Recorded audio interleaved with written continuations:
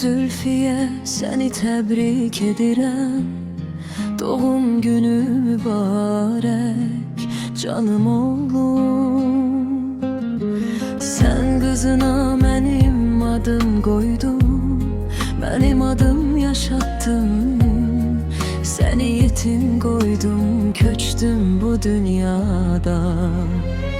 Ama bil oğlum, yüreğim sende kaldı. Senin derdin mənə değer, senin sevincin mənə bayram.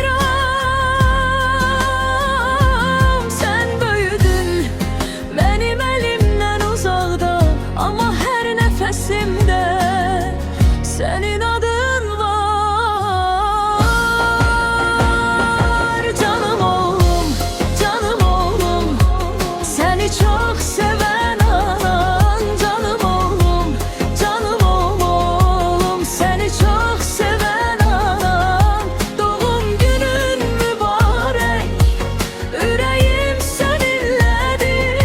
Doğum günün mübarek, anan seni seçir yine. Sen benim ışıklı yolum, sen benim gururumsan. Göz yaşımda da gülüşüm sen balamsan. Kızına benim adım koydun, o adı eşiden de ele bir kayıttım senin yanına bir anlığın.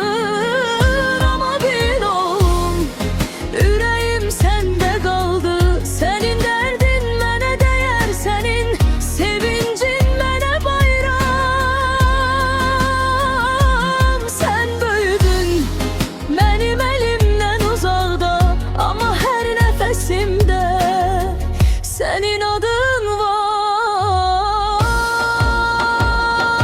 Canım oğlum, canım oğlum, seni çok seven anam. Canım oğlum, canım oğlum, seni çok seven anam. Doğum günün mübarek, yüreğim seninledir. Doğum günün mübarek, anan seni seçir yine. Ne kadar